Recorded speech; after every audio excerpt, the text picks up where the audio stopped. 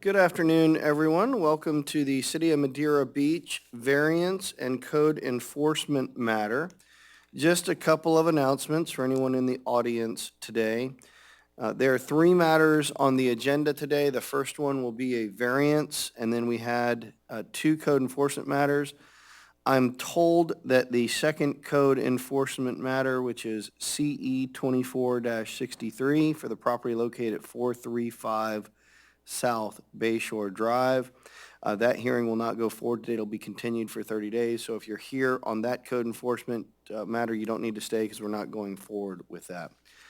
We're going to do the variance first, as I indicated, so I'll talk about that one. But if you're here for code enforcement, you're in the right place. We'll go after the variance.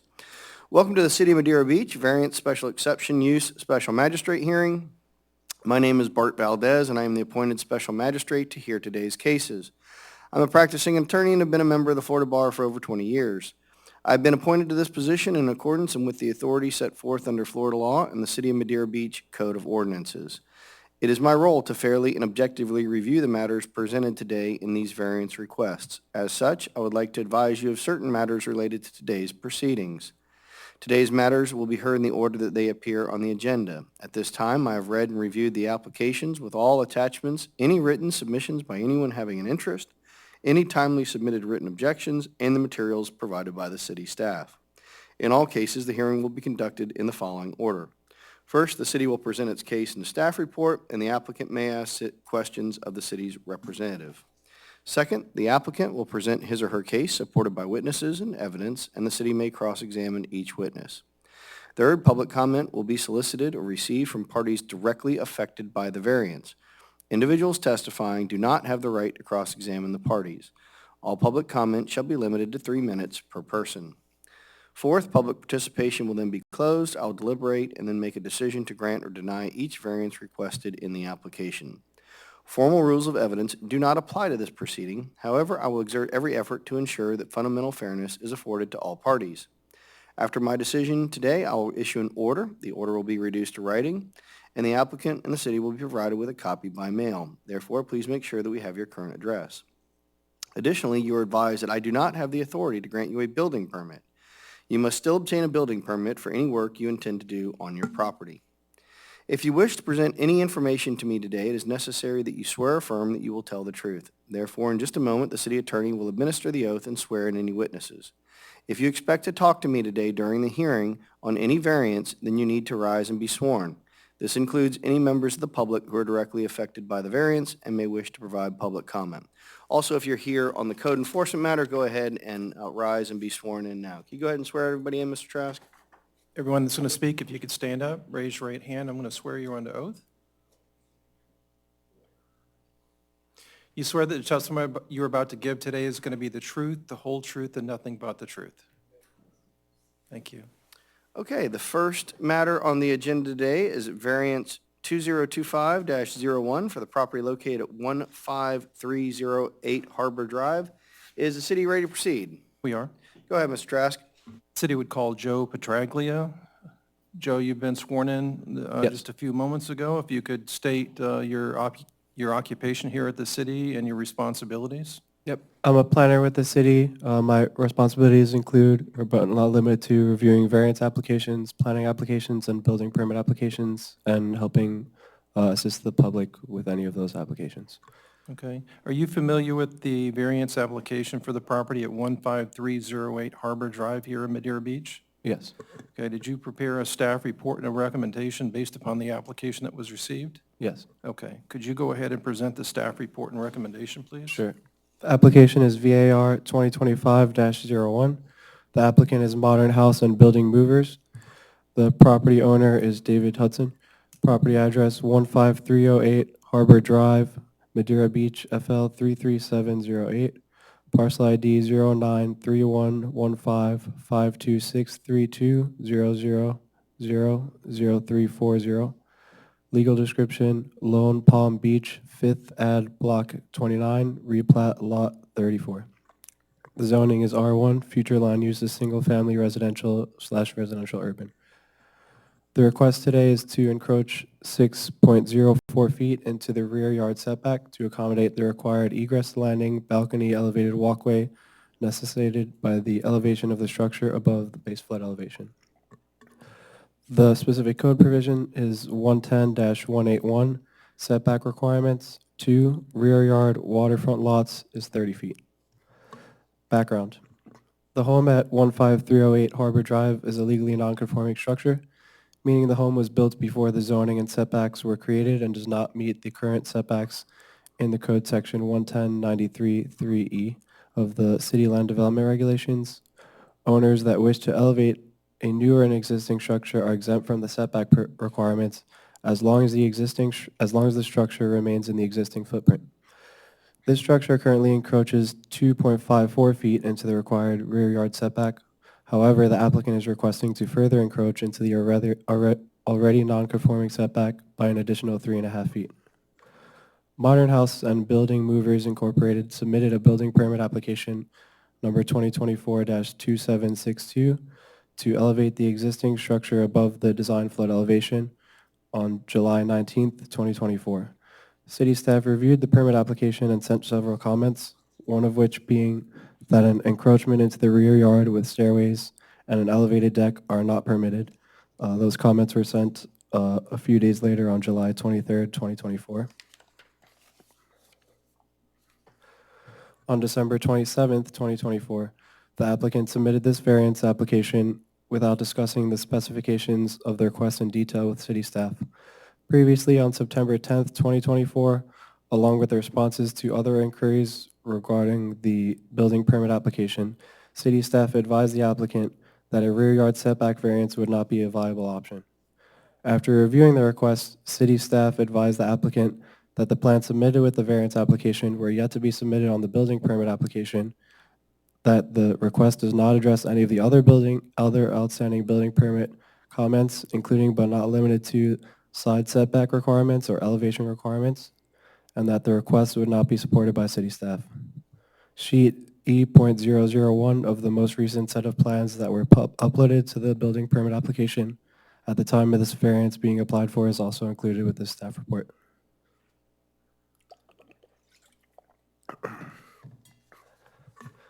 Two, variance criteria and analysis. Criteria 1 is that special conditions and circumstances must exist which are particular to the land, building, or other structures for which the variance is sought and which does not apply generally to the lands, buildings, or other structures in the same district. Special conditions to be considered shall include but are not limited to the following. And the applicant went with E, architectural and/or engineering considerations. If the proposed project utilizes architectural and/or engineering features that would render the project more disaster resistant. Staff findings, there are no special conditions or circumstances that exist which are particular to the lot. The lot size, lot width, and lot depth all exceed the minimum required in the zoning district. An argument can possibly be made for architectural and/or engineering considerations that are particular to the building, since the proposed plans include elevating the structure in accordance with FEMA and city floodplain regulations. However, this is the standard requirement which applies generally to the lands, buildings, or other structures in the same district and throughout the city. The special circumstances to this structure is that there are currently doors in the rear of the building which encroach into the required setback. However, there are several similar structures in the city with similar configurations. If a new house were to be built on the lot, it would render the project more disaster resistant than elevating the 67-year-old home, and the new structure would also be required to meet the required setbacks. Criteria 2. The special conditions and circumstances do not result from the actions of the applicant. A self-created hardship should not justify a variance. Findings. The building was constructed in 1958 prior to the adoption of the setback requirements and is presumed to have had rear doors in the same location. This does not result from the actions of the applicant, so this criteria may be met. However, a variance must meet all required criteria. 3. Granting the variance will not confer on the applicant any special privilege that is denied to other lands, buildings, or structures in the same zoning district. Findings. All new construction and substantial improvements such as this one would be required to meet the required rear setbacks except where in the same footprint as the existing structure. Granting this variance would confer a special privilege that is denied to other permit applicants. 4. Literal interpretation would deprive the applicant of rights commonly enjoyed by other properties in the same zoning district under the terms of the Land Development Regulations, subpart B of this code, or 14-205, and would work unnecessary and undue hardship onto the applicant. Findings. Other post-firm properties in this zoning district are required to meet the minimum setback requirements or be built within the same footprint as the existing structure. Although it may be more expensive for the property owner to build a new, more disaster-resistant structure or reconfigure the rear of the existing structure to surrender the need for an additional landing in the setbacks that other properties in the same zoning district are required to adhere to. Section 2-507C specifically states that financial loss standing alone is not sufficient justification for a variance. 5. The variance granted is the minimum variance that will make possible the reasonable use of the land. Findings. In the applicant's response to this item, Modern House and Building Movers Incorporated mentioned that the walkway is required to provide access to the rear doors and provide egress. The Florida Building Code only requires one means of egress to a single-family home, which is already being provided elsewhere on the submitted plans. Additionally, per Florida Building Code, the minimum width of such landing is 36 inches, which is 6 inches less than what is being proposed. The Florida Building Code also provides an exception for exterior balconies less than 60 square feet that are only accessed from a door, which would be permitted to have a landing even less than 36 inches. Both options, along with the options to seal off the doorways or reconstruct the house to have a balcony that fits within the current footprint, would all be reasonable use of the land and are less non-conforming than what is currently being requested by the applicant. 6. Granting of the variance will be in harmony with the general intent and purpose of the City Land Development Regulations or the Code of Ordinances when it relates to 14-205, and that such variance will not be injurious to the area involved or otherwise detrimental to public welfare. Findings. As mentioned in the background of this report, the structure is legally nonconforming, and Section 110-91 of the nonconforming article of the City Land Development Regulations states that this article is intended for the discourage and continuation of nonconformities as they are incompatible with the provisions of the city comprehensive plan and the code. This variance request not only perpetuates the nonconforming rear setback requirement, but also makes it further nonconforming. The setback requirements for this zoning district were adopted with a lot depth minimum of 80 feet, which this lot exceeds by 20 feet. 3, staff recommendation. Staff recommends the denial of VAR 2025-01, submitted by Joseph Petraglia, Planner 1, which is me, the City of Madeira Beach Community Development Department.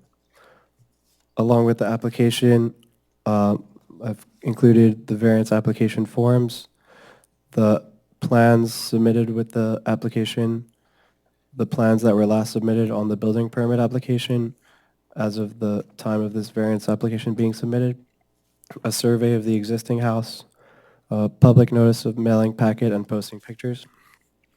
The staff report that I just read is on pages 3 to 8 of the agenda packet.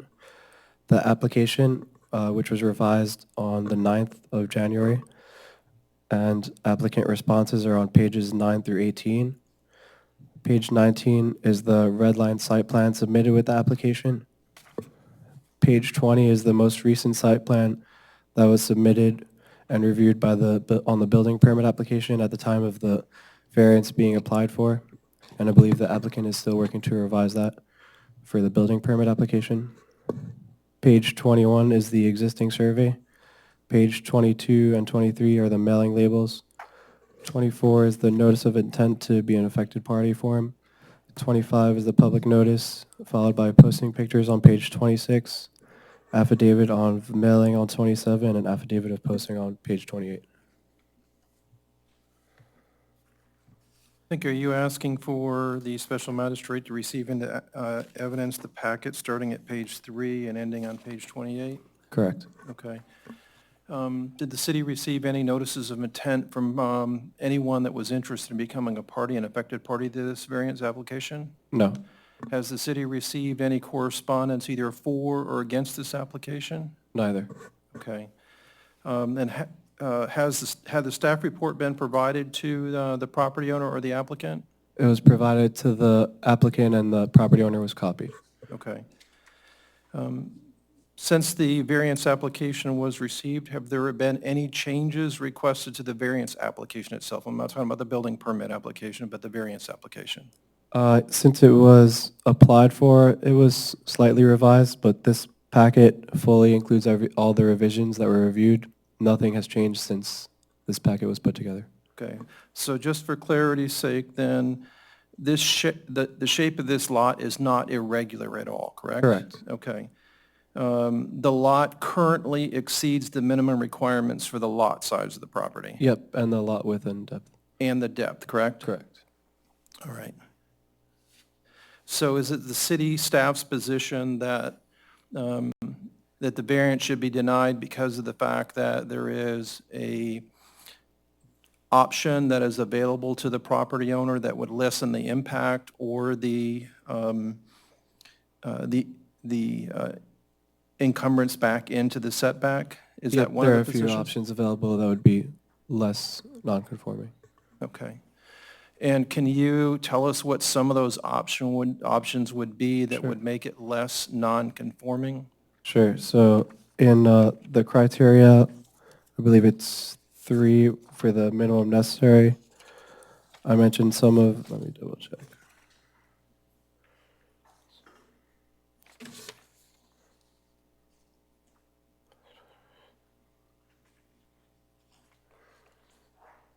So criteria 5, the minimum necessary, some of the options that would be less non-conforming include putting a balcony that per Florida building code does not have to be 3 feet wide if it's just against the sliding glass doors. Putting a balcony if they wanted to do a wraparound porch like they're proposing. The Florida building code would allow it to be half a foot less than what's being proposed.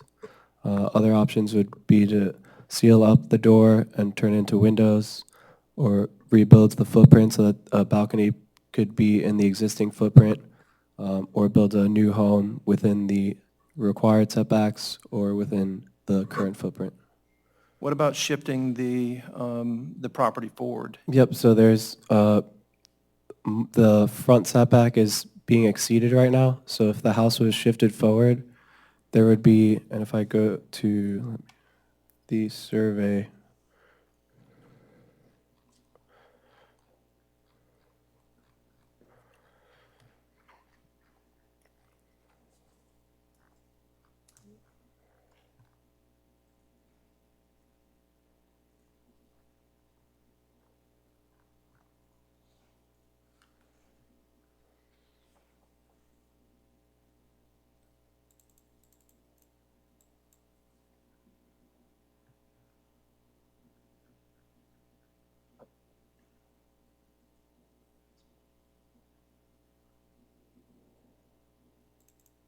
so on the screen is the survey of the current house. The required setback currently is being exceeded. I believe the required is 20 feet, and right now the house is about 23, 24 feet. So another option that would be less non-conforming would be to shift the house forward, which would mean less of a setback encroachment if they still wanted a wraparound porch in the back. It's still, if the house was shifted all the way to the front setback, they wanted to still do a 3.5 foot wide wraparound porch, it would still be non-conforming. It would need a variance or some other modification to be conforming, but it would be less non-conforming than what's being proposed currently. All right, thank you. Those are the only questions that I would have for you. I would tender into evidence pages 3 through 28 of the packet. Ask that they be received. All right, I'm going to go ahead and receive into evidence as Exhibit Number 1, pages 3 through 28 of the agenda packet. All right, is there anyone here on behalf of the applicant? All right, who wants to come forward?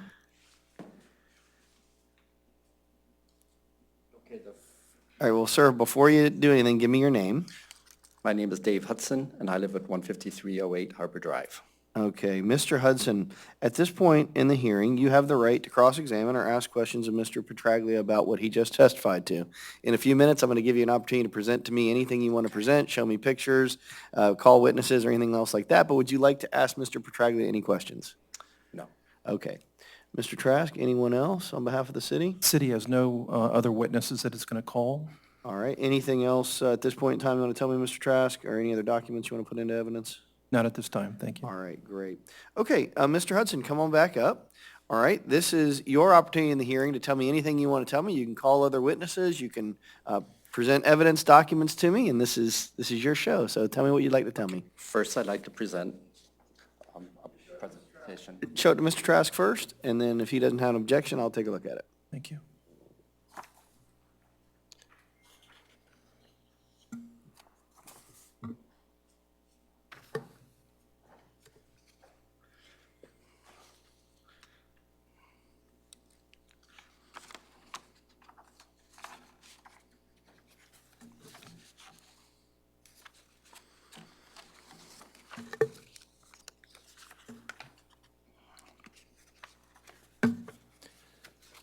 I don't have any objection. This is basically Mr. Hudson's presentation to you today. All right, go ahead, Mr. Hudson, walk me through what you'd like me to see here.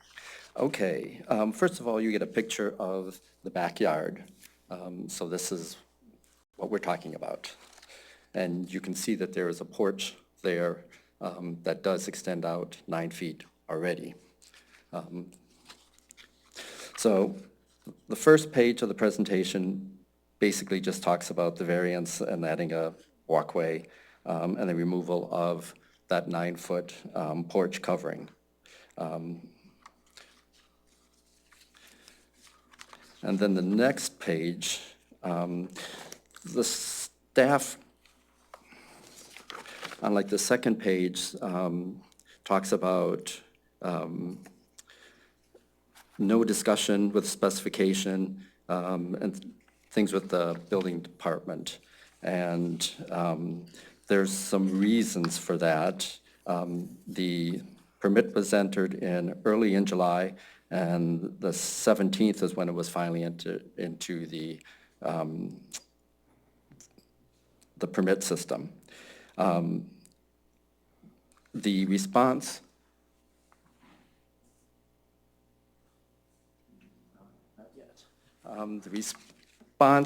from the city on that first one only had one line that said, encroachment into the rear yard with the stairway and the elevator deck are not permitted. So the contractor tried to get more information on that and sent in emails, and none of those came into Madeira Beach. And after early in September, put in a request for information, and Clara came up with that the software system, city had a new software system called Barracuda, I think, was blocking any emails that came in. So all of the requests for information, they also stated that there were phone calls that were not returned, but it's, because it's in this document, I wanted to show you.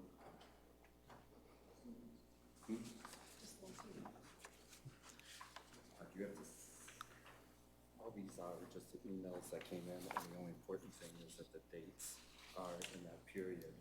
Are you going to submit these into evidence, Dave? Sure. Okay, hang on just a second.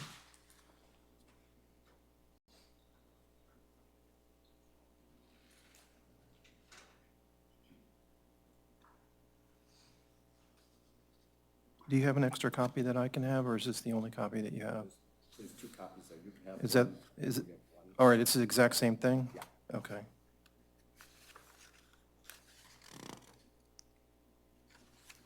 Okay.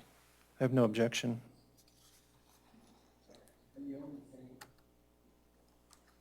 The only thing this is showing is it's that there were emails sent in. There were more of them, but this was just 2 examples to show that something was happening. So on September 10th, the city said we should request a meeting. So we did that on the 13th, and on the 19th, the meeting that this says didn't happen took place at 2:30 in the afternoon.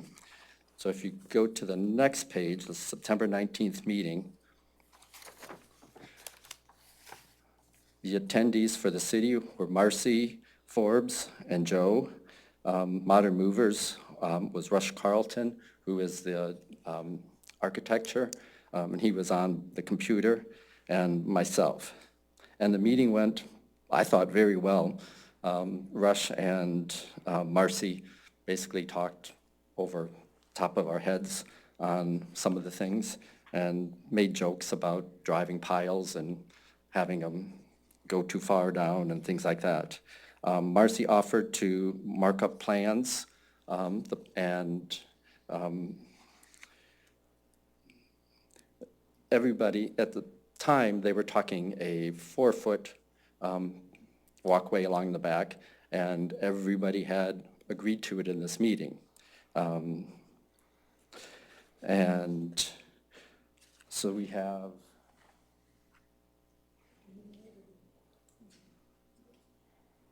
a note from Marcy.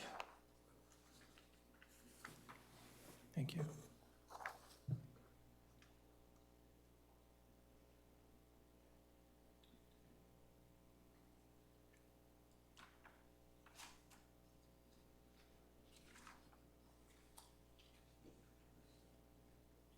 Okay, I have no objection to this being received in evidence.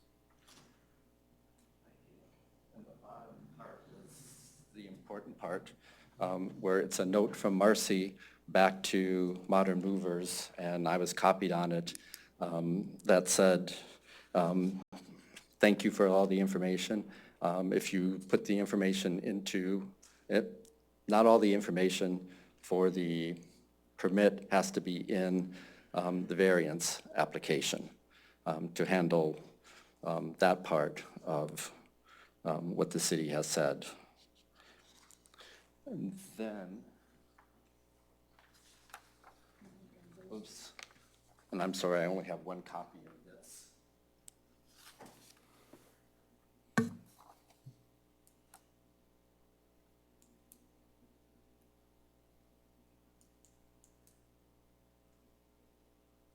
So this is not an email to the city. This is an email amongst the architect and someone else at the architect's office?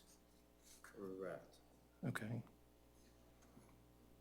Is the architect here today to prove up this document? Is there anyone that either was addressed to or wrote it that is here today to?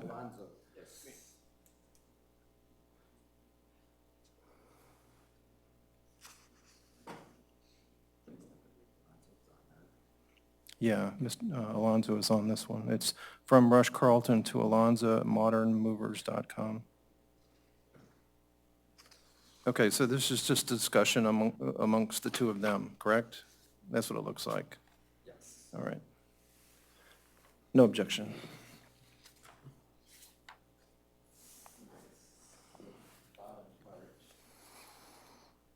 And this is what Rush got from the meeting, and it matches with what I believe was said in the meeting. And this is what the city, this is what Marcy agreed with. And so we thought we were all in the clear, and we just needed a special magistrate meeting. And the idea was that if she was going to have her part marked up by noon the next day, and then Rush would get the architecture parts done, and then we would have it in by the 27th for the October special magistrate meeting. So I assumed everything was fine and we were going forward.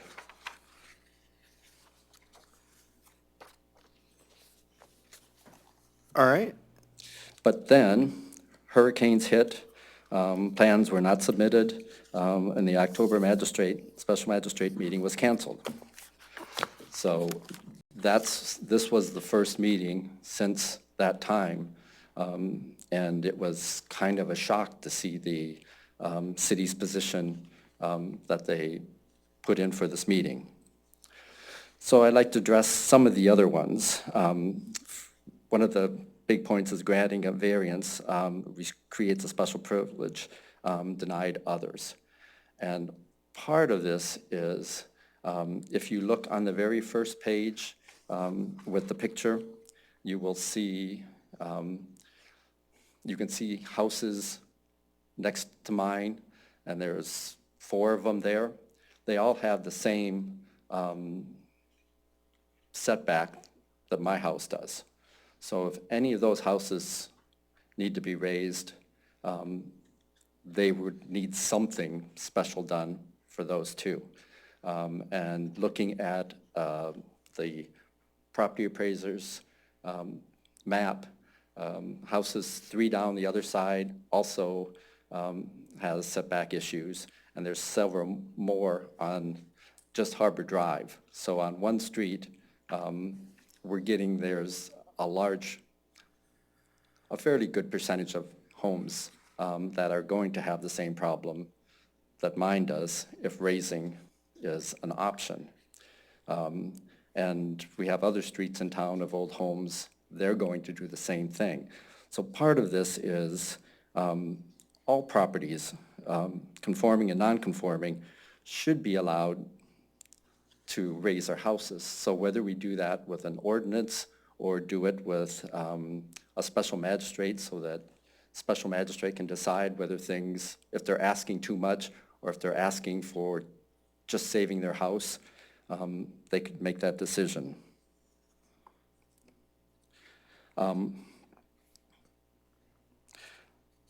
Also, they talk about allowing a one-door structure in the Florida code. And to me, that seems to be aimed towards like these micro houses and things, 400 square feet, where they don't have room for more doors. I have to believe once a house has been elevated and you can't climb out a window to safety if the door is blocked, is not a very sustainable plan. And for example, during Helene, 3 of the 5 houses in my place ended up being blocked by locks that had saltwater intrusion or debris. So I'm glad that I had 5 places I could get out of, and I still ended up having to climb through a window to get in, because I didn't realize that the locked doors were going to remain locked. Destroying existing house and rebuilding would be a stronger home. If you want to look at the house, it's across the water. There's a greenhouse. It has solar panels on top and a sailboat on a lift. Or if you wanted to wander over at any time, you can go through it and see. The house has hip roofs. It has concrete roof tiles. It has hurricane windows and doors. So replacing it might be better, but you climb around in the attic and the beams are huge, and I don't think they would build a house that way now. So all we're trying to do is protect it from flooding by raising it. I think if you were worried about wind, I don't think a new house would be better than the one that's there. The financial loss, you can't, standing alone is not sufficient for a variance justification. Maybe not sole ability, but lifting cost for that house, $325,000. Destroying it and rebuilding, from what the neighbors are, that are doing that, would be over $1 million. So saying cost is not something to consider, it has to be. Because I'm taking all of my money out of my 401K, or half of my money that I have out of my 401K to pay for just lifting it. I can't afford to tear it down and buy a new house. And then we talked about a little bit before, if you look at the house, it has that porch there, which most anybody would say a porch that is intruding in the setback, and it's out there at, depends on how you explain it. It's 11 feet if you add the 2.5 feet that the house is back. It's really sticks out, 8 feet to the posts and 9 feet to the end. And that will be at the same height as where the walkway is going to be. But the walkway is only going to be out 3.5 feet, where this is going out to 9 feet. So possibly somebody can say that intrudes more, but I think the 9 feet intrudes more than the 3.5.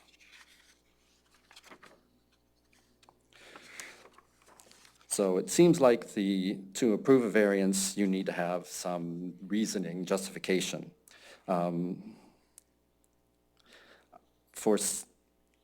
Raising it makes the structure less likely to be damaged in a storm.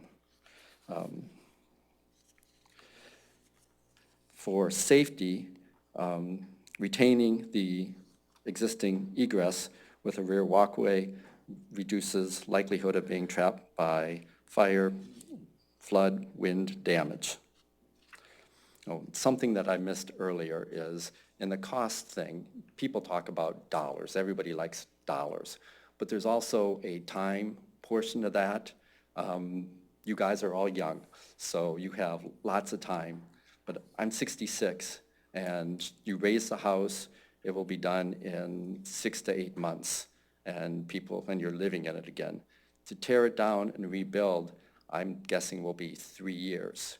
So if I have 10 good years left or whatever, do people really do I want to spend 3 of those treading water and waiting for the house to be built, even though I can't afford it anyway? So big part of this is I really want the city to come up with a plan to raise houses, because it is cost effective compared to tearing them all down. And there's many houses in the city that could go that direction. I'm thinking that setbacks were initially done for site views and things like that. You didn't want to block your neighbor's view of the water. And 5 years ago or whatever, the commission came up with basically that each homeowner is only entitled to their view out their backyard. So that was when they decided that they could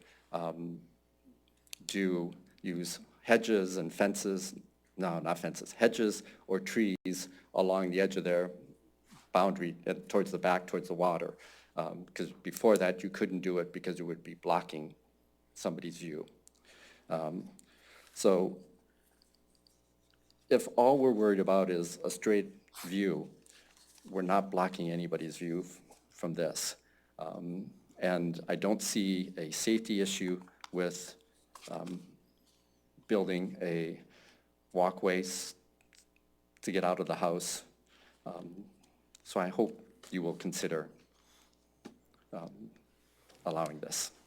All right, Mr. Hudson, stay right there. First of all, just as a housekeeping matter, I'm going to go ahead and accept into evidence as Exhibit 2 your presentation here today.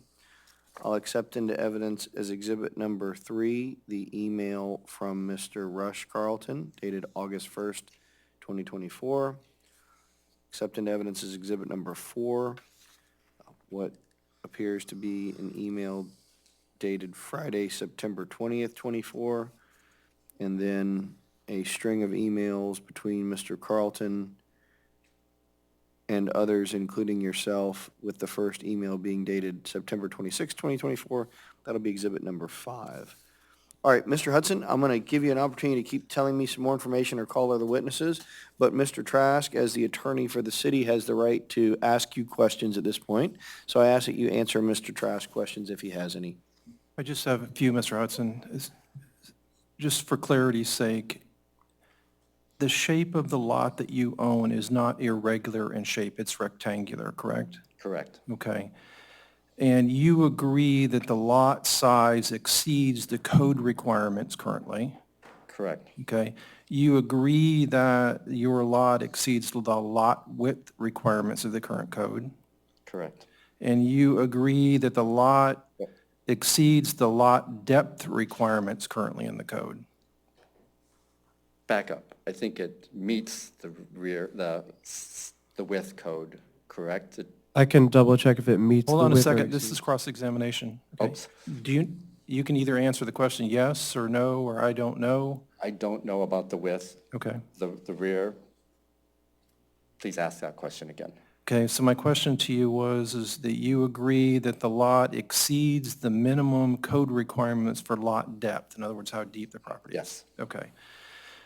You also agree that the landing doesn't necessarily have to be 42 inches wide behind the home. It could be at least 36 inches wide pursuant to the code. You agree with that, correct? Yes, can I talk I got a couple more questions for you. So, and you agree that you could move the house forward, if you're lifting the house, you could move the house forward to lessen the impact on the rear yard setback too, couldn't you? not without infringing on the front setback? Okay. So do you know how far, if you were to, well, first of all, do you know where the house sits with regard to the front yard setback? No, we showed it up there. All right, so let's, if we could pull up that exhibit so I can ask Mr. Hudson a question about that. Mr. Petraglia? Yeah, that's the one. Okay, so you see in that survey, it reflects that your house sits back, is it 24 feet? Yes, 20, yes. Okay, and do you agree with me that the front yard setback is 20 feet under the code?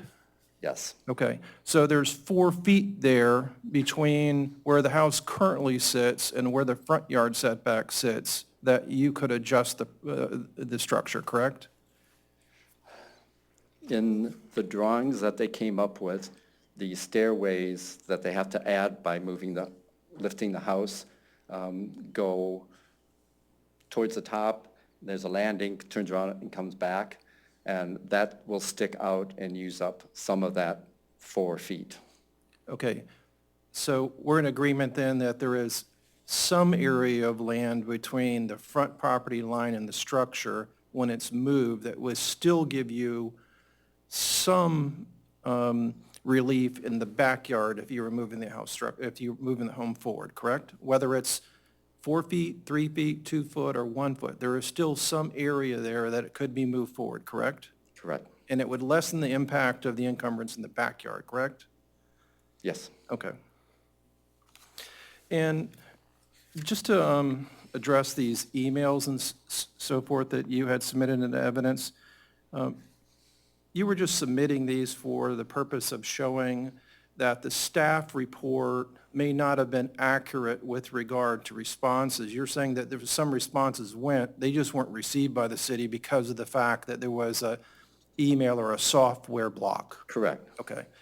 And as for the email that you're referring to from Marcy Forbes, the community development engineer, and specifically with your meeting with her and Mr. Petraglia, there was never an agreement by the city that they would agree to a variance. It was just that you had to go through the variance process. Isn't that correct? Correct. Okay. But It sounded like that the city would be for the variance. Okay. There was, You didn't receive any emails from the city saying that they would recommend approval of the variance? no. Okay. Thank you, Mr. Hudson. All right. Mr. Dutson, I have some questions for you, but I want to let you finish your presentation. Are there any other witnesses that you would like to call? Any other documents you'd like to show me? Do you want to say anything?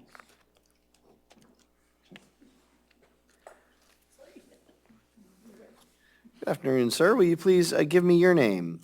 Good afternoon. My name is Alonzo Milan. I am representing Modern Movers, And Alonzo, please spell your first and last name for me. ALONSO, last name MILON. All right, and you are the applicant's architect, engineer, what's your title? I'm a CFM, Okay. project manager for flood mitigation. All right. All right, Mr. Milan, what would you like to tell me?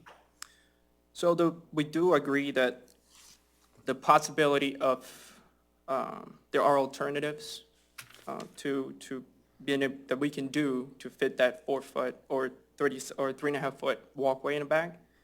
To think this is already a $312,000 project. A vertical elevation is completely different than having to move a building forward, even if it's 6 inches.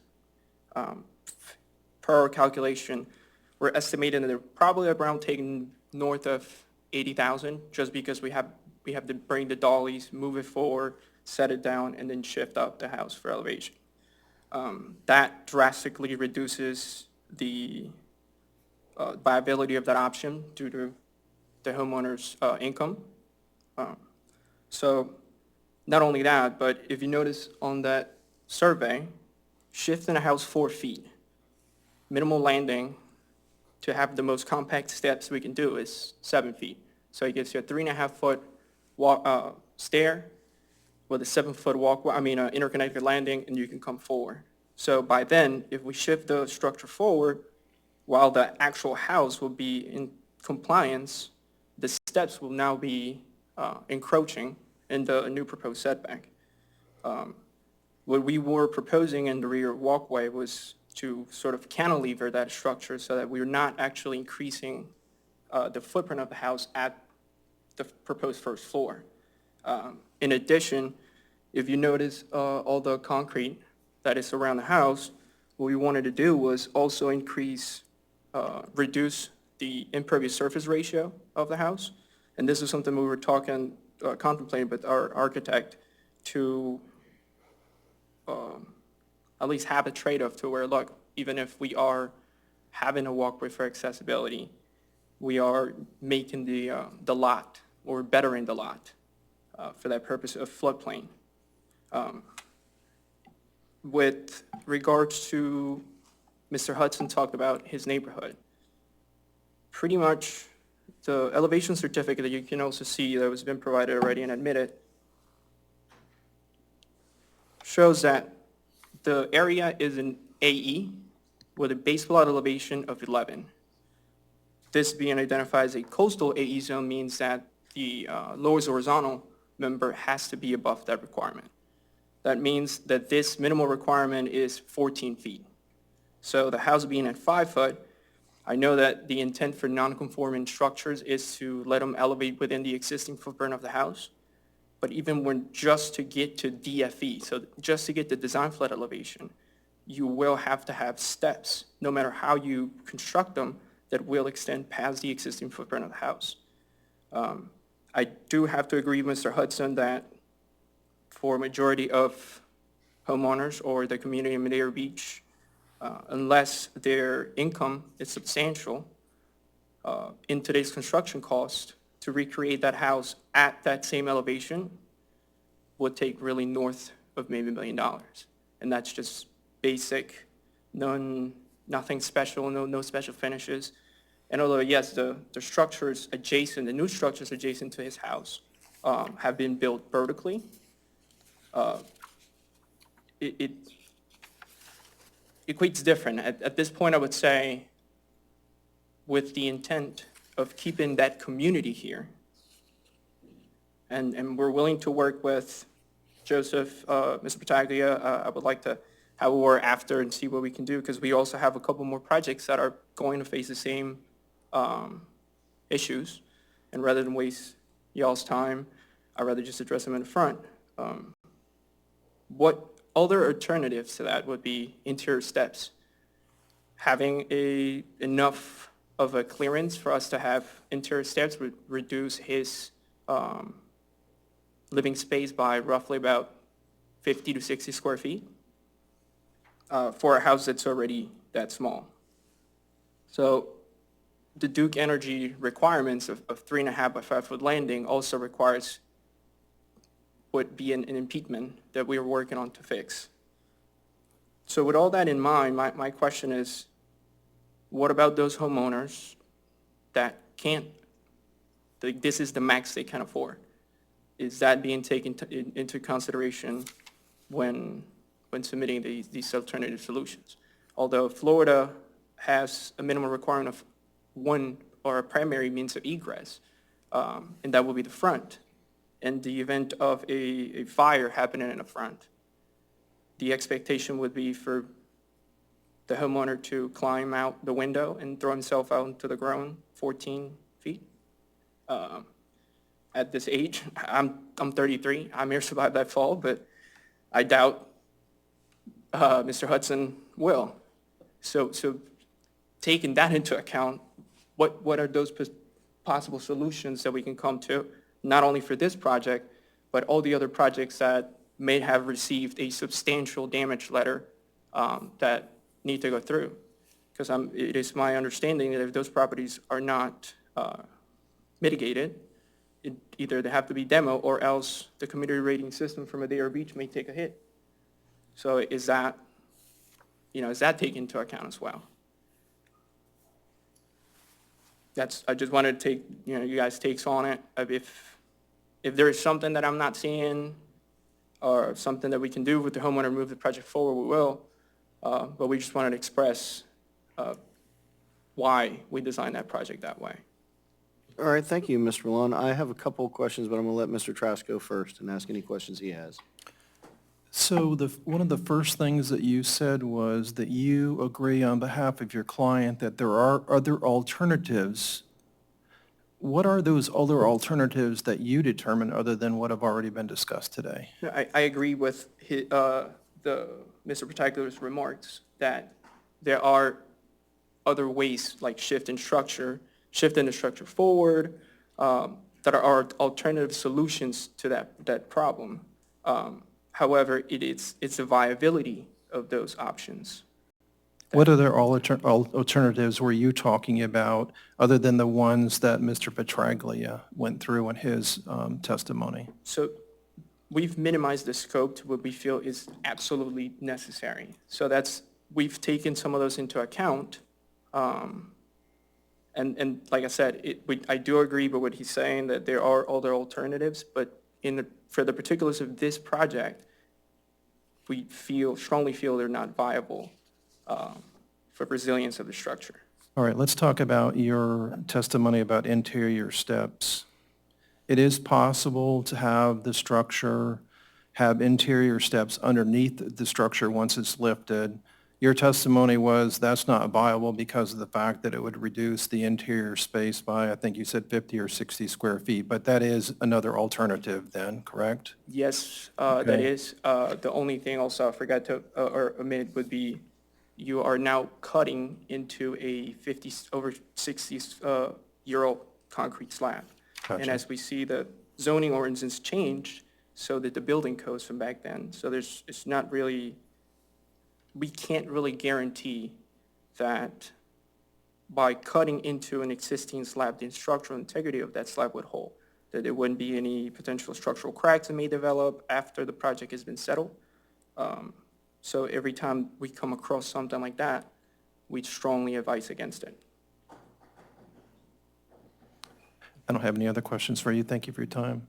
Mr. Malone, I do have a couple questions. So what I'm looking at right there on the screen, which is page number 21, out of the agenda packet.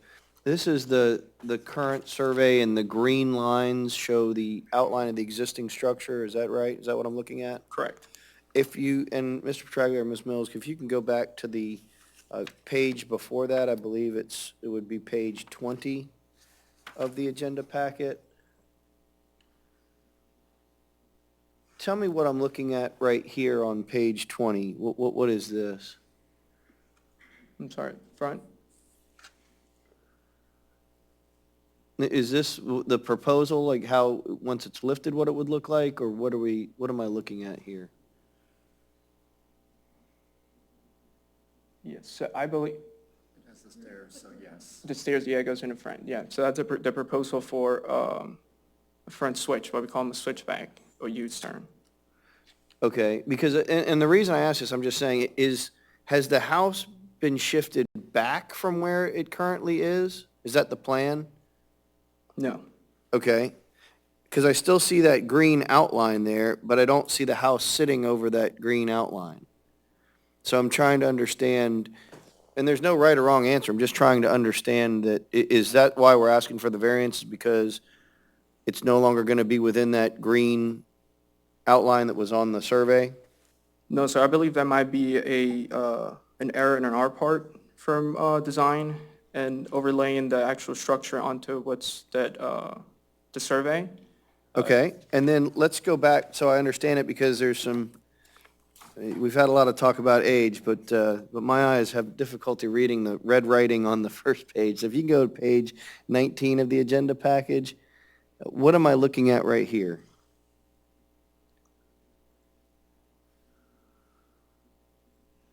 And if you need to walk closer to the screen to look at it, please feel free to do so. I do. Go ahead. I got lazy. You're looking at the 23.96, or which exactly are your questions? So what, is this what the home presently looks like, or would this be in the after condition after it's raised? So that will be after, the wood deck would remain in grade, because that was under that covered patio. Okay, So what we were concerned with is just, if that's underneath, it's just brown. Oh. We wanted to just leave it as a permeable surface. so the roof, I take it there's a roof overhang, and then I see what appears to be a black line with what appears to be pilings drawn on it or something like that. Is that the walkway we're talking about now? Yeah, the black fence, you see there's 4 lines segmented in the middle. That is actually proposing what the elevated walkway or like a landing would be, Okay, right around to the left. If you're looking at it around the corner. right up there, okay. And then is there anything significant, because I can't read on my printout what is written in red on this drawing. Is there anything that is in red, writing in red, that is material to what I'm considering today? Other than it takes a little time to do it.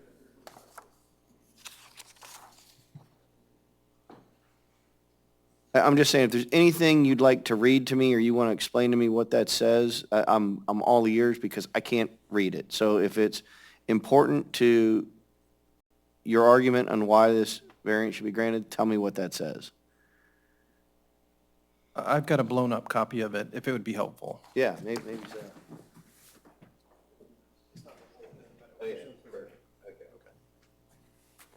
You can keep that. All right, so it looks like what these are the variance calculations here.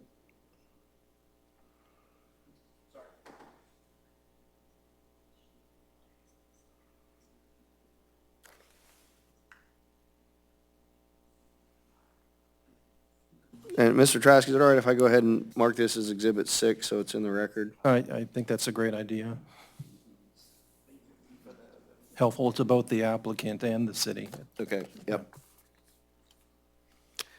All right, Mr. Milan, anything you want to tell me about? I can read it now, so is there anything you want to tell me or point out on this particular drawing? Mr.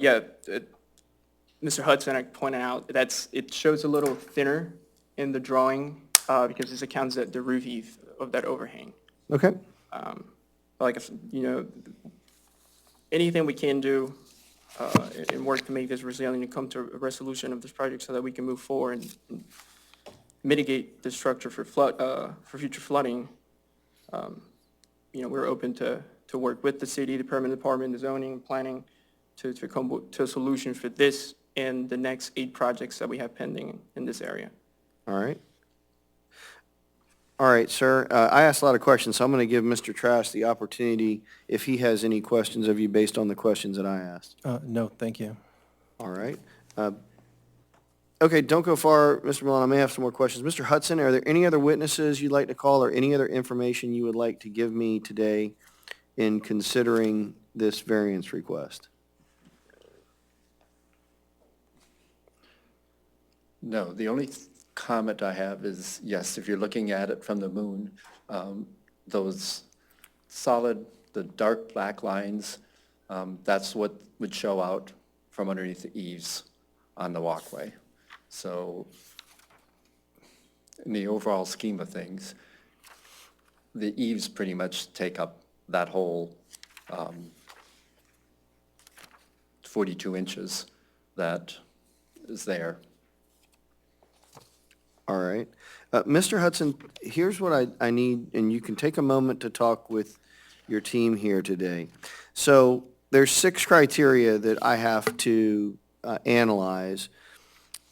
I realize the city staff takes issue with the first criteria. However, I think that you've presented to me enough evidence to where I think that there is. You meet the first criteria. The city agrees that you meet the second criteria. Where I'm having difficulty is the 3rd, 4th, 5th, and 6th criteria.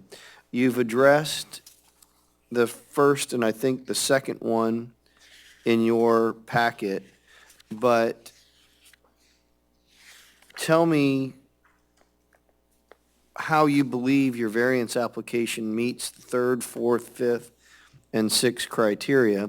And the reason I say that, sir, is that, I sit here to interpret the code. I certainly don't make the code. That's what the city does and its elected officials. And this is a hardship variance, meaning that, there has to be a hardship for me to grant it, even though certainly I could be sympathetic to the fact of trying to raise your property up and present flooding issues. I certainly understand why you would do it. But tell me about criteria 3, 4, 5, and 6, because the city's staff's position is that you don't meet those criteria. So tell me why you meet each one of those criteria. Okay, 3, I don't want it to be a special privilege. I want the city to allow everybody, no matter what their setback, to be able to raise their house and put a walkway to a stairs or whatever works. If they have one exit, so they can put a stairs back there. Raising houses is a new option. I don't think people did that 20, 30 years ago whenever this, the ordinance was written with setbacks. So the world has changed, and cities should change with them if at all possible. So I'm not considering it as a special privilege. I'm hoping that the city will wake up and take care of residents. Okay. In regard, is there anything else you want to tell me about those specific criteria? And if you want to take a moment to confer with your team, that's fine too. Anything else you want to put in the record in regard to criterias 3, 4, 5, and 6?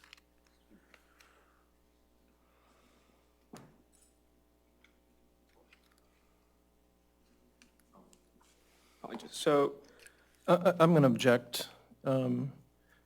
This is a witness, this is not the applicant, and the up and down, back and forth. I would prefer that the testimony relative to the criteria be from one individual versus up and down between the two of them. Yeah, so Mr. Hudson, just tell me, you take a minute. Yeah. Go ahead, take a moment.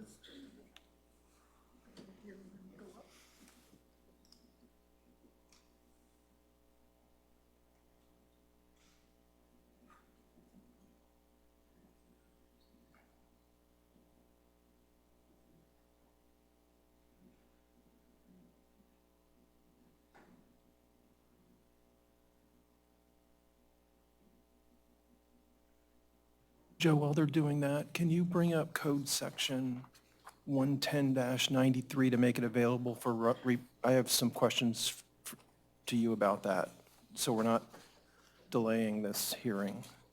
110-93.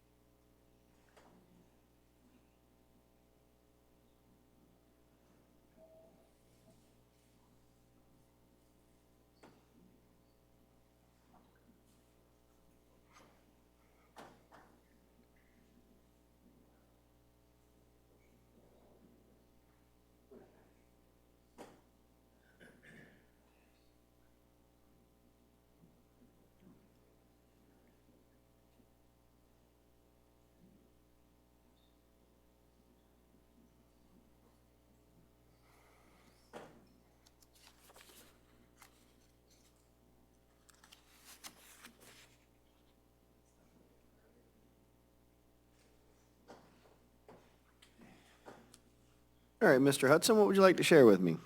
That I don't have a very good memory.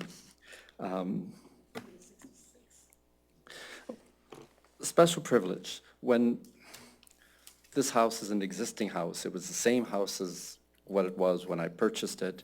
It was the same house that, it's way back when. You can't, any new design, they can design it for what the setbacks and what the rules are at the time.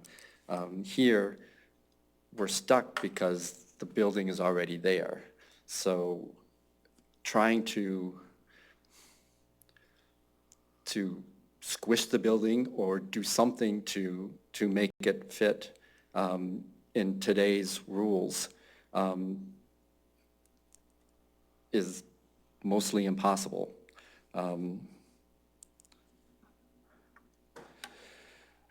And, I mean, what we're trying to do is what FEMA wants us to do, is raise our houses up out of the floodplain.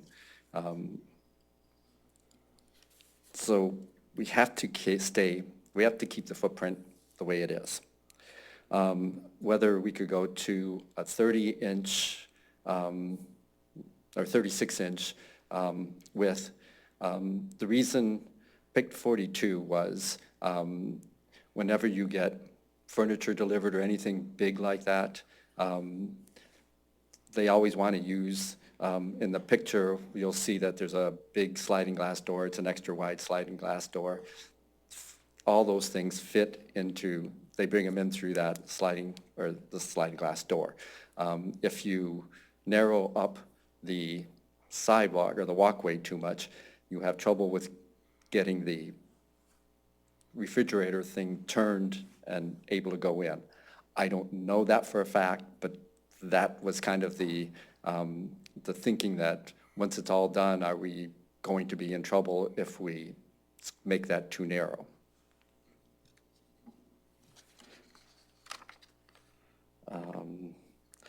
The latest option, which we talked about, but I didn't realize was in it, the rear deck or the walkway is cantilevered. So I believe in the setbacks and things.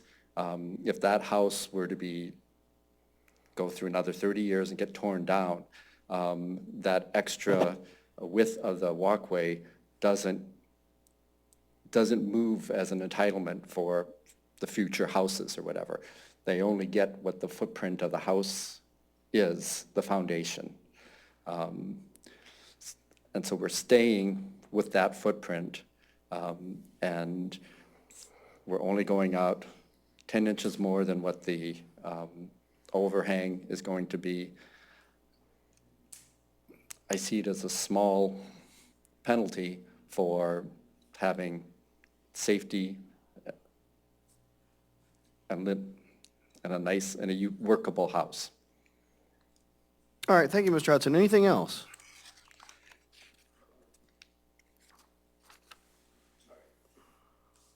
May after, although it may not be part of the record, wanted the possibility to just reiterate what we were discussing with Mr. Hudson with relation to explaining what hardships or what your Well, why don't you do this?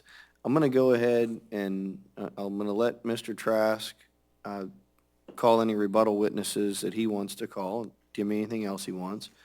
We still haven't done public comment, so take a couple minutes to chat with each other, and then I'll come back to you. I'm still going to give the city the last word, but I want to get everything on the record so everything's clear. So why don't you guys chat, and then I'll give you one final opportunity for 2 minutes to tell me anything else you want to tell me. Mr. Trask, do you want to call any other witnesses as a rebuttal? Yes, I'd like to call Mr. Petraglia back. All right, go ahead. So, Mr. Petraglia, have you had the opportunity to pull up Section 110-93 of the code? Do you have it available in front of you? Yes. Okay. If you could turn to paragraph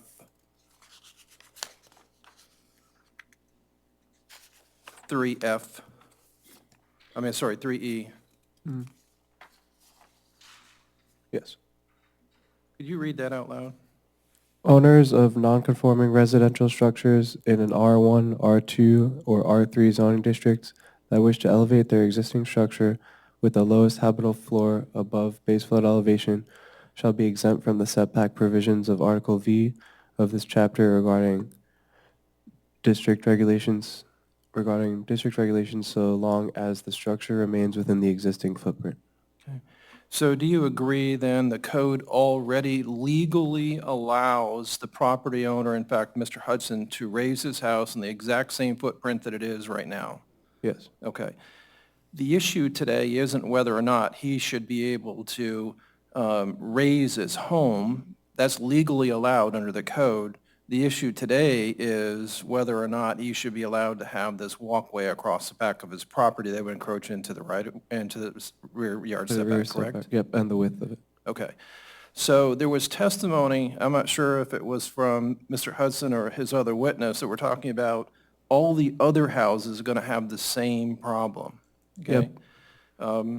So all the other houses that are going to be raised are legally have the right to be raised, correct? Correct, as long as they're in one of those zoning districts. Okay. So there won't be any other problems if they raise their home in the same footprint that they currently exist. Nope, not with raising it. Okay. Thank you. All right, Mr.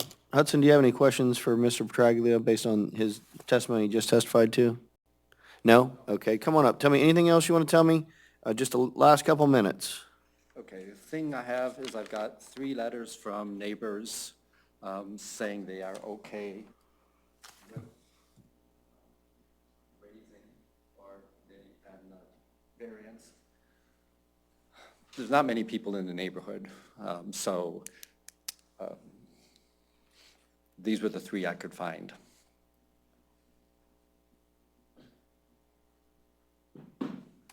I have no objection.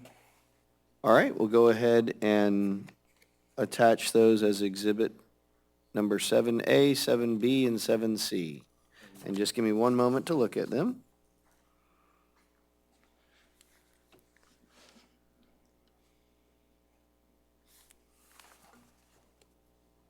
And the Johnny Ray is the closest neighbor. He's right next door, and he's the one that would be most affected by the walkway stairs being All on right. his side. Thank you, sir. I have read these. I appreciate that. Anything else? Last word. Anything else you want to tell me? Nope, I apologize for this painful presentation. You don't have to apologize at all. I always want to hear everything you have to say. And again, there may be some issues that you need to take up with the city commission, but I certainly appreciate everything you've told me. So have a seat, sir. All right, at this point in time, we'll go ahead and take public comment for anyone who is directly affected by the variance. Is there any member of the public that would like to come forward and tell me anything about variance 2025-01 for the property located at 15308 Harbor Drive?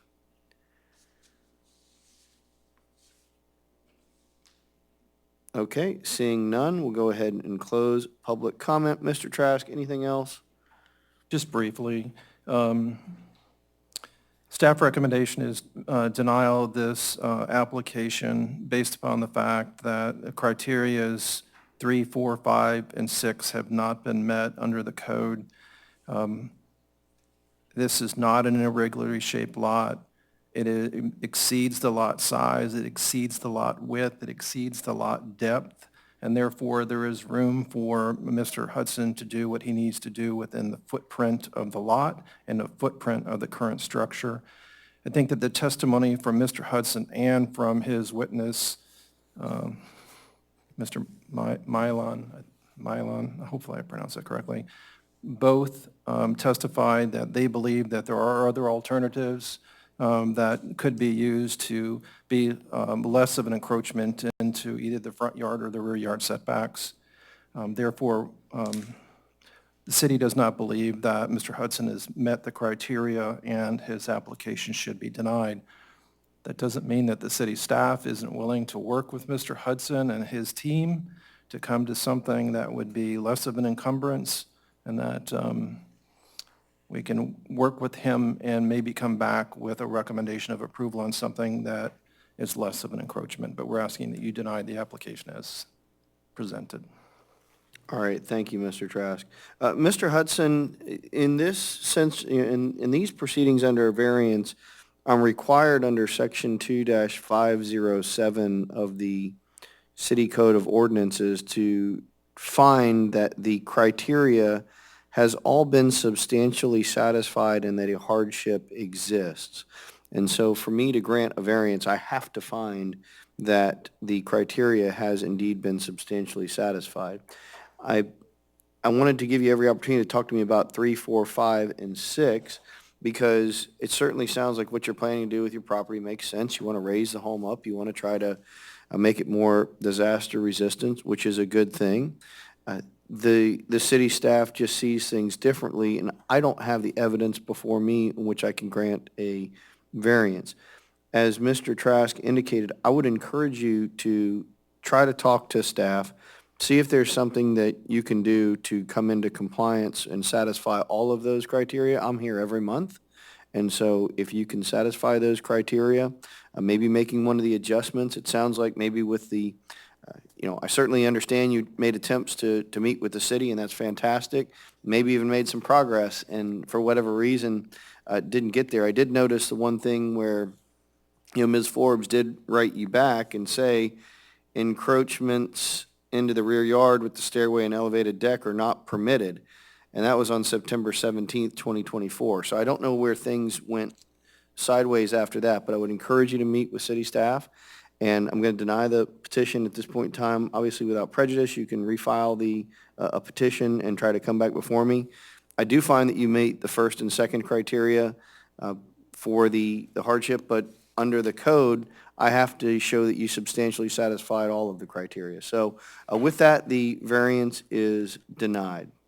All right, we're going to move on to the next issue before me today, which is the code enforcement hearing. Welcome to the City of Madeira Beach Code Enforcement Hearing. Again, my name is Bart Valdez, and I'm the appointed special magistrate to hear today's cases. I'm a practicing attorney and have been a member of the Florida Bar for over 20 years. I have been appointed to this position in accordance and with the authority set forth in Chapter 162 Florida statutes. It is my role to fairly and objectively review these matters as they are presented. As such, I would like to advise you of certain matters related to today's proceedings. Today's matters will be heard in the order that they appear on the agenda. Every effort will be made to hear all persons having relevant evidence, argument, or comments to offer related to the specific case that is being heard. If you wish to speak today and you've not already been sworn in, then you will need to be sworn in just a moment. In all cases, since the city has the burden of proof, the city will present its case first. The respondent or property owner then will be given the opportunity to refute the city's allegations. Formal rules of evidence do not apply to this proceeding. However, I will exert every effort to ensure that fundamental fairness is afforded to all parties. After hearing all the relevant evidence, I will issue an order. The order will be reduced to writing, and you will be provided with a copy by mail. Additionally, you are advised that I do not have the authority to grant you a variance, permit, or special exception of any kind. My role is solely to determine whether a city code has been violated and to provide you a reasonable time to correct the violation by whatever means is available to you. Please be advised that you may be subject to a fine and a lien may be recorded on your property if the violation is not corrected by the compliance deadline. If you wish to present any information to me today, it is necessary that you swear or affirm that you will tell the truth. Therefore, at this time, if anyone has not been sworn in yet, please arise and raise your right hand so the city attorney can swear you in. Anybody sneak in that didn't already get sworn in? Okay, seeing none, let's go on, Mr. Trask, for case number CE 24-75 for the property located at 14110 East Parsley Drive. Thank you. The city would call Grace Mills as its witness today. Grace, if you could tell the special magistrate what your occupation is and your job responsibilities here at the city. I work as a code compliance officer for the city of Madeira Beach in permitting and code violations. Okay, and how long have you been working for the city approximately? A little over a year and a half. Okay. Are you familiar with this property at 14110 East Parsley Drive here in Madeira Beach? Yes. Okay. And is this a code enforcement case that was a proactive case, or was it a result of a complaint that was filed? It was a proactive case. Okay. This property being at the address of 14110 East Parsley Drive, have you determined who the owner of the property is? Yes, and if you look on page 29 of the packet, it is the page from the property appraiser parcel summary. It's reflecting Aurora Investments Group LLC and REM Capital Group LLC. Okay, so both of them are owners of the property then? That's correct. Okay. So can you tell me when this code enforcement case first came to your attention that you needed to bring a code enforcement case against the property owner? It was August 12th is when it was brought to my attention from our building official, Frank DeSantis. He had gone out for an inspection. The house had an active permit on it for remodeling of such. However, during the final inspection, it was noticed of the violation. So August 12th is when it was brought to my attention. Okay, and what was the actual violation that was found on August 12th that needed a notice of code violation to be issued? When our building official went out to do the inspection, he had noticed electrical work that had been done under Code 14-123 of the city and the ordinances. Any new electrical must be underground. and it was redone, obviously above ground, which is reflected in page 42. That is all new electrical work that our building official noticed at the final inspection. Okay, so when you have this picture up here on page 42, and it has some writing in red, all new electric work, is that something that was, well, first of all, who took this photograph? Mr. DeSantis. Okay, and who wrote this wording, all new electric work? Mr. DeSantis. Okay, and with regard to this photograph itself, what exactly is the new electric work, if you can point that out to the special magistrate? Is everything on the wall new? Yes, and I would say that because if you look at page 41, that is the pole as well as the boxes that are discarded. If you look back to page 42, there's an all-new overhead pole, and appears to be new electrical boxes as well. Okay, so what were the actual code violations? What code sections were being cited? The code sections, it started with ordinance 8652 when required, stating that they needed a permit if they were going to do the overhead work. The next ordinance would kind of scratch that out, 14123, utility facilities required to be underground. So both were stated for a need for a permit for the work, and then the second one would kind of go in hand with it. That work was not allowed, it needs to be underground. Okay, so when we're talking about facilities need to be underground, so instead of this stand pipe in picture 42, that pipe would go down the wall into the ground to the closest electrical pole? That's correct, it would be buried underground. Okay, and what, you just showed another picture. What was that? Oh, yes, page 40, I forgot to mention that one. That is showing it's still connected overhead. That wiring that you would see coming from the house would be underground. Okay, just for sake of explaining where the property is that is in violation, is it on the left side of the photograph on page 40 where the garbage cans and the white wall are? Yes, Okay. And the wire you're referring to is that black wire going up to that pole that has that canister on the top of it? yes. Okay. All right, so when you found that the property owner was doing work without a permit and not putting the facilities underground, did you go to the property appraiser's office to find out who the owner was? Is that why it is in the packet as the first couple of pages? Yes, that is why it's there. It's the first couple of pages. Just to identify the property owner. All right, once you've determined that it was owned by two different LLCs, did you also check SunBiz, the division of corporation, to see who those entities were and who the proper person is to serve in this case? Yes, and that would start on page 33 is where I looked up on SunBiz for Aurora Investment Group to see their principal address. And continued on page 35 is where the REM Capital Group was searched on SunBiz and their mailing address as well. Okay, so once you found out who the owner was and you did the SunBiz research, did you issue a courtesy notice of violation? Yes, and that's reflected on page 37 that was sent August 12, 2024, standard mail. When you sent this courtesy notice of violation, did you explain what the violation was in the letter? Yes, And did you also tell the property owner that you were going to be following up on a date certain? yes, at the end of that letter on page 38, my follow-up date's August 26, 2024. Okay. Did you follow up on August 26th or some date after that? Yes, the exact date, August 26, 2024. My certified notice of code violation went out. That was sent certified mail. Okay, these three photographs that you've been referring to, those were attached, the courtesy notice of code violation? Yes, Okay. So not only did the property owner receive the letter, he would have, and the notice of the two code sections, but also the violation detail and the photographs showing him what it is? correct, yes. Okay. So on August 26th, was the property brought into compliance? No, Okay, did you issue a notice of code violation then? I did. Okay, and is that on starting at page 43 of the packet? That's correct. And is this basically the same letter as the courtesy notice that you sent out? It is, yes. Cites the same two code sections and the same violations? That's correct. Okay.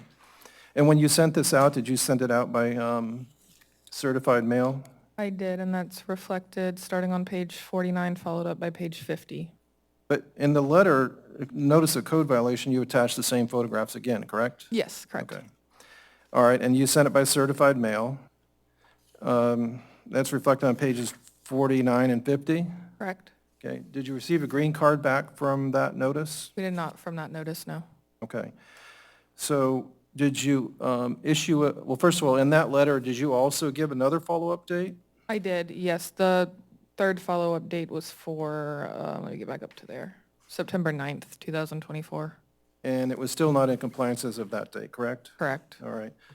So then, did you issue a notice of hearing for today's hearing for the property owners? I did, yes. That starts on page 51 of the packet. All right, can you go through each one of these notices of hearing and the statement of violation and the affidavits and reflect why there are so many in the packet and what they reflect? Sure. So starting on page 51, this is the notice of hearing that was sent to both property owners as reflected on the property appraiser, since there's two of them. So that went to the property appraiser address with both owners on it. And that is reflected through page 51 to 53 is going to be the notice.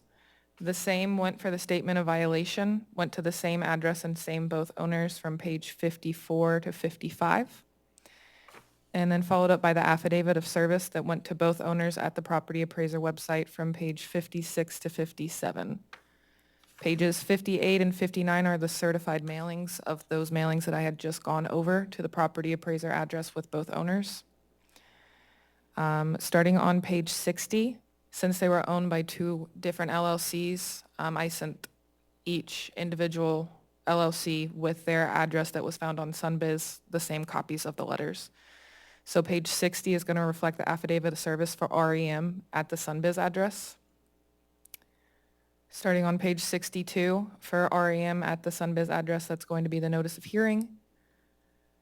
And followed up by the statement of violation for REM at the Sunbiz address is 65. And that ends on 66. Page 67 is going to start the same three documents for the magistrate, except for Aurora Investment Group LLC sent to the Sunbiz address. So the affidavit of service is going to start on page 67. The statement of violation is going to start on page 69. And the notice of hearing starts on 71. And again, those are for Aurora Investment Group based off of the Sunbiz address. Those were certified sent, and that's going to be reflected on 74 and 75 of the packet. All right, can you explain what pages 76, 77, and so on, the rest of the packet? Yes, 76 through 77 is the certified of REM Capital Group for the Sunbiz address. 77 is just the back of that. 78 is the posting of January 14th of these documents for the magistrate meeting in front of the property. And page 79 is January 14th at City Hall for the postings of this magistrate meeting. Okay, this afternoon, when we walked in on the dais, there was a green card. The green card looks like it was directed to REM Capital Group LLC at 5118 Palmetto Point Drive, Palmetto, Florida 34221. Did you place this card on the dais? I did, yes. Okay. And this is the green card back from REM Capital Group LLC then? That's correct. That's the only green card we did receive back out of those mailings, but we did receive that back. And that was in relation to the notice of hearing for today, the statement of violation, and the affidavit of service? That's correct. Okay. All right. Have you heard anything from either one of these property owners since the code violation case was started? I have not, no. Okay. Has anyone in the building department received any requests for information or any other documentation on this? Not that I'm aware of. There is no active permit for the violation Okay. within our department. Have you been out to the property recently to see whether or not any further work has been done on this particular electrical work that we're talking about? I did go out to the property on January 14th to post the notices for the magistrate, and the electrical work is still in place on the property. Okay, but nothing further was done on it, correct? Correct. And was there a stop work order placed on the property? There was not a stop work order placed on the property, no. Okay. All right. So as of at least January 14th, as of today, there's been no building permit issued for this, correct? Correct. Okay. All right. I don't think I have any other questions for you at this point, Grace. I would tender into evidence pages 29 through 79 of the packet as exhibit number 1. I'd also tender into evidence the green card return receipt. Ask that it be marked as exhibit number 2. All right, and Mr. Trask, I'll go ahead and accept into evidence as exhibit number 1, pages 29 through 79 of the agenda package.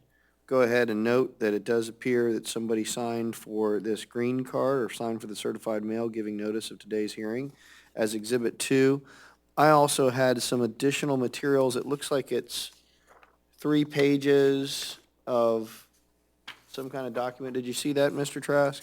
Yes, I can give you some background on that, but let me just go ahead and call Grace back.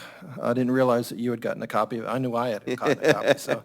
It was sitting on my desk when I All right. sat down, so. Okay, so, Grace, there were 3 pieces of paper on the dais besides the green card today. Can you, first of all, are you aware of those 3 pieces of paper? Yes. Okay. Do you have a copy of those in front of you? Yes. Okay. Can you explain to the special magistrate, we'll just label them pages 1, 2, and 3 because they're stapled together, and tell us what each one of those pages reflects and why Sure. it was on the dais? Page number 1 is going to reflect the final inspection. As I had mentioned, there was an active permit on the house when this violation was found. This is a image of what the final inspection sheet was when our building official went out. It is a failed inspection, as you can see on red, of August 12, 2024 at 10:26 in the morning. The comments, Mr. DeSantis had failed the inspection, mentioning that there are house numbers missing.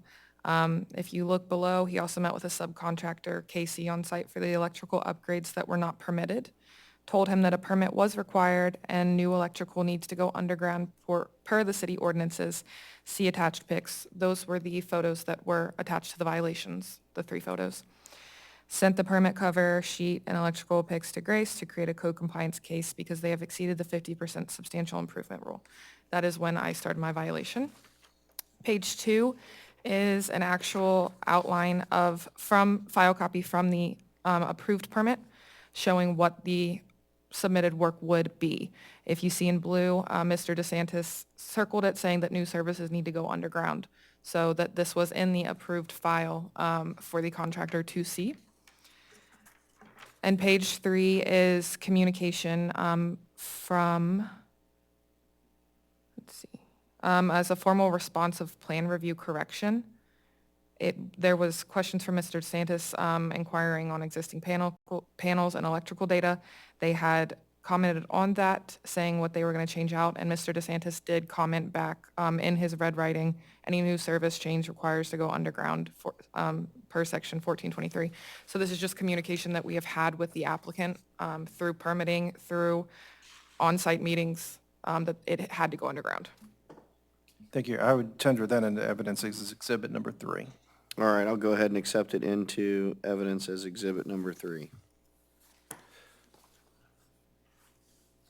Anything else for Ms. Mills, Mr. Trask? No, thank you. Ms. Mills and Mr. Trask, I invite you to weigh in on this as well.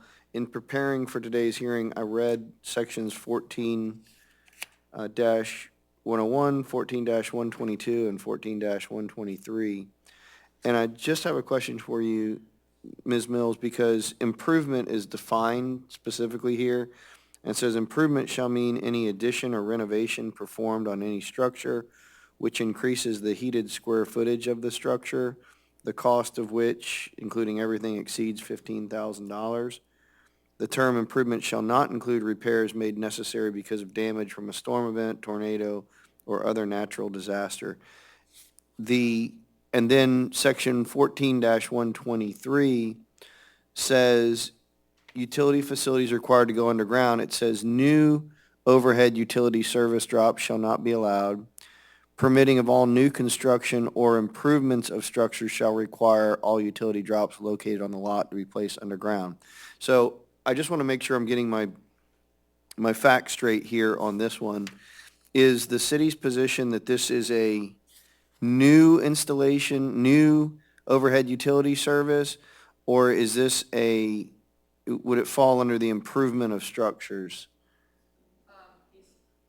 City is taking the stance that it is all new work, as reflected in the photos. There were the discarded electrical boxes, followed up by all new work of electrical. So this would not be a repair. We are seeing it as an entire replacement. Gotcha. And so just to be sure though, as best you can tell, this looks like it was part of a permitted for some sort of, I'm reading the permit, it says kitchen and bath remodel. The brief overview is kitchen and bath remodel. There was some electrical work in there as well in the description. This is just the title of it. That would have fallen under what was going on at the house. However, the electrical work was not done to plan. Understood. And then I see on page 3 of exhibit number 3, it's references some revised floor plan. Do you know if they, as part of this permit, that the owner did indeed increase the heated square footage of the structure? Do you know if that was part of the permit? I don't know. Okay. And just to be clear, because I know we had some storms come by, this certainly looks like it was before the hurricanes, but was this work done, was it necessary because of damage from a storm event, tornado, or other natural disaster? No, the final inspection date, so after everything had been done, was August 12th, 2024. Our storms that affected the island were not until the end of September. So no, this was not affected by any storm or natural disaster. All right. Thank you, Ms. Mills. Mr. Trask, I know I asked Ms. Mills a lot of questions, so do you have any follow-up questions for her based on what I asked? No, I don't, thank you. All right. Is there any representative of Aurora Investment Group LLC or REM Capital Group LLC here? Any representative of the owner? All right, come on up, sir. And if you can give me your name and your capacity that you're appearing here on behalf of the respondents. Sure, it's Eric Ling, and I'm one of the partners with REM. All right, Eric, how do you spell your last name? L-I-N-G, Ling. Just like it sounds. Yes, Okay. correct. And you are a manager of REM Capital Group? Correct. Okay. All right. Sir, you've heard what Ms. Mills has Yes, said. for I'm sure. going to give you an opportunity in just a minute to tell me anything you want to tell me, but you have the right to cross-examine or ask questions of Ms. Mills based upon yeah. what she testified to. Do you have any questions for her? I would first like to start with, we started this renovation project May of 2023. Oh, no, and I'm going to give you a chance to tell me all this, Oh, but do okay. you have any questions for her based on what she just testified to? Yes, so the only correspondence that I've seen, or any of us have seen, was what I received and signed for Okay. in January. We didn't see anything prior to that. What I was aware of was the failed inspection. And Mr. DeSantis did tell us why. So the only thing that was added was a new electrical box. There was absolutely no overhead work that was All done. right, and again, I want you to tell me all of this, but So I right didn't- now, do you have any I questions was for unaware. her? The only stuff that to be very honest, I didn't know the details of this hearing today until just now, when you reviewed everything that you said you had sent out. I haven't seen any of that. All right, well, I So tell you this what. is the first I'm seeing all of this stuff. Okay, well, I tell you what, it doesn't sound like you have any questions for No. Ms. Mills. Okay, well, So fair enough. now, why don't you go ahead and tell me, I've been listening to everything Sure, you have sure. to say. Sounds like this is the first you're hearing about this, so what would you like to tell me about this? Well, we started this project in May of 2023. Due to things that happened along the way, it was delayed. And we had a lapse in the permitting. Because we just stopped work, we had to pause. It was a capital issue. We needed to raise more funds to finish the project. So in July, I filed for an extension to continue with it. Along the way, we realized we needed to change out the electrical box. And that's why that work was done during that period of the permitting. All new electrical was included in the original permitting, so all new electrical throughout. It was a complete tear down, gut, and rebuild of the property, and that's all in the original permitting. You'd be able to find it all in there. During so we had the failed electrical, we were made aware of, okay, you gotta take it underground. I was very confused because we had no knowledge of this. So apparently, this went into effect in 2024. I didn't realize extending a permit would not extend it back to the original 2023 date. And apparently it did. But we're talking two different things here, because you're saying we did overhead work. We did not. We did not touch anything coming to the house. It was only the electrical panel itself was upgraded. All right, sir, anything else you'd like to tell me, any other witnesses you'd like to call, or anything like that before I let Mr. Trask ask questions? Well, so in between all of this, we had worked out with our electrician, okay, if this is our only option, because like you said, Mr. DeSantis said we had to bring it underground. We had worked out with our electrician to get us a quote to bring it underground. We'd agreed to all of that. Before we moved forward with it and we could do anything permitting-wise to make that happen, Helene hit. You know, that's the story everybody's dealing with nowadays. And once that happened, we took on 4 feet of water in the house. Whatever, we had to go through insurance. We've been waiting on insurance money to file for another extension of our permit and continue so we can remediate and complete this project that's been going on far too long. And during the course of that, we were going to take the electric underground properly like we were directed to do so. But like I said, before that being brought to our attention, we had no knowledge of having to bring the existing, because we didn't touch any of the overhead, just the existing underground. So that was all new knowledge to us.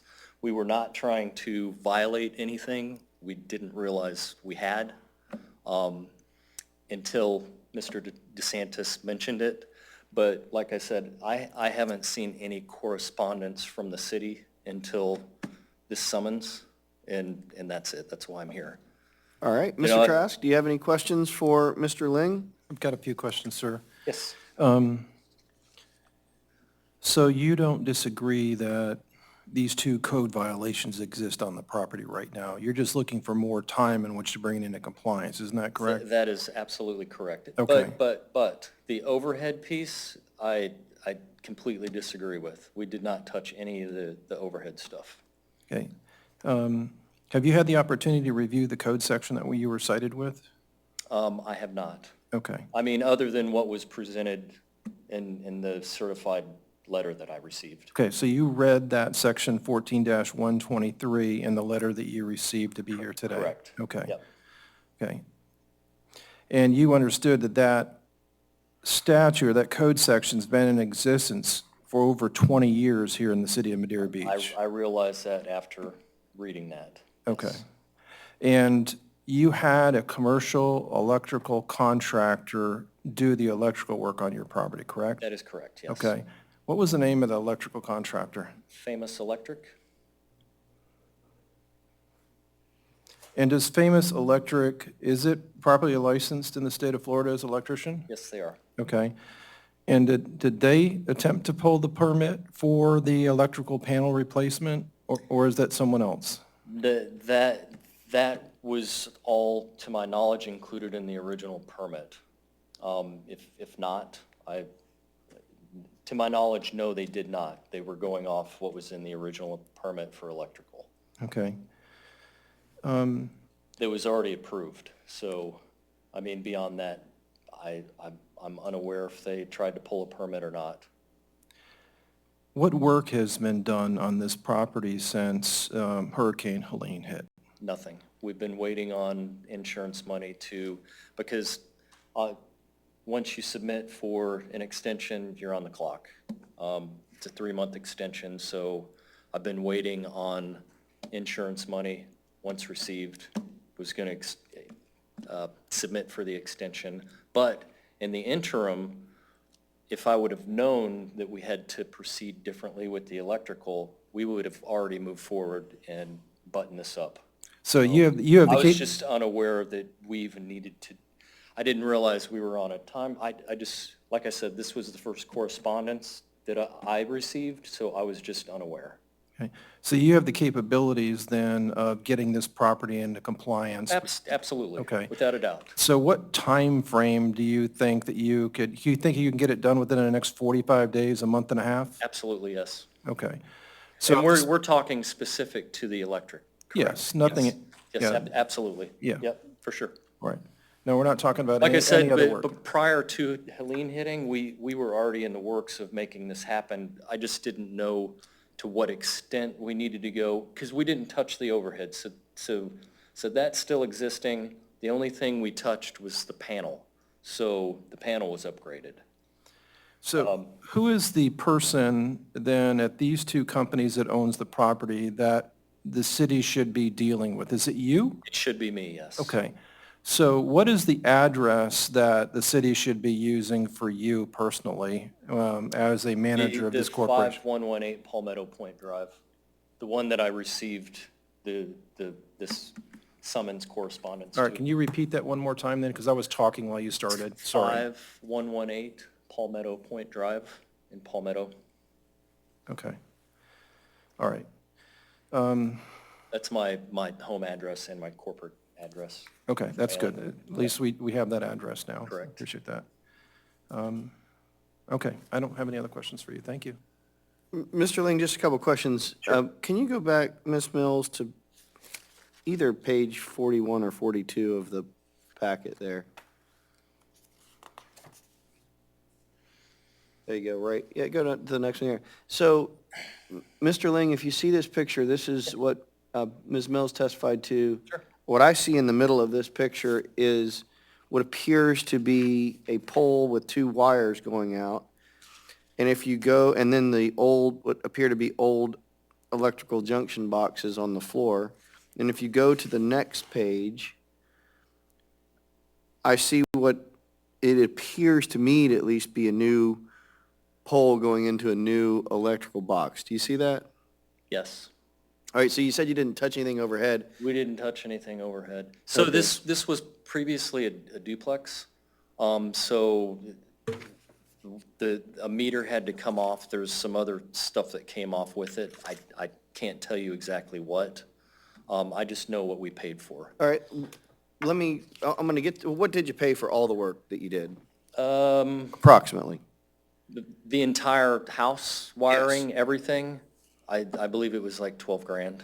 Okay, Yep. and for everything that was spent on the project, how much did you spend to improve this, the whole home, everything? I would have to look at those numbers. I don't have that information off the top of my head right now. Is it over 15 grand? For the entire renovation? Yes. Yeah, Okay, for sure, yeah. But all of that was approved. understood. And original I'm not, permit. we're Okay. on here on two things, sir. Number one is this work that you see pictured here, the electrical box. Okay, And the city's position is that that was not properly permitted. understood. And the second issue the city's raising is that because this is considered by the city a new, you'd have to take those wires coming in, the power coming in, and put it underground. That's the city's Right. telling me, those are the two codes that you violated that we're here on today. Correct. Now, I did speak with Mr. DeSantis, and I told him that overhead was not new. So the fact that it's mentioned as new is, I mean, this is new news to me. Let me ask you that. This was a duplex and now is, It's a single resident, single family. okay, and is it all under the same, Permit, yes. no, same address? Oh, yes, Same correct. street address? Yes, absolutely. Okay, so as part of this project, have you changed the square footage of the residence? No, we haven't. All right, It's all the original scope, all the original permitting, nothing's changed. all right, so I want to make sure that I give you enough time to get this done. You mentioned 45 days.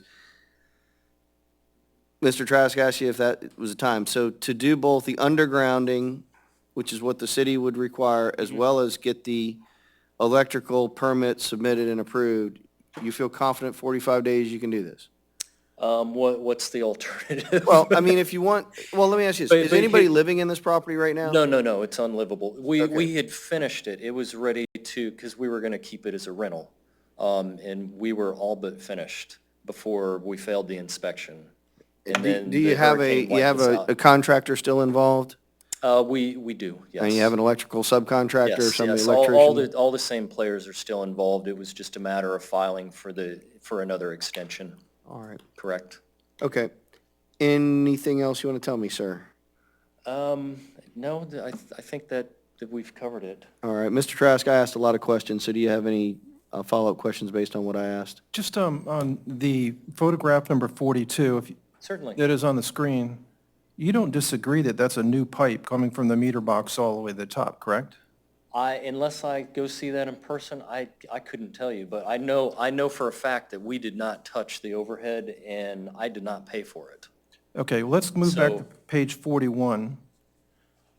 You see that pipe in the corner, how it's all painted white?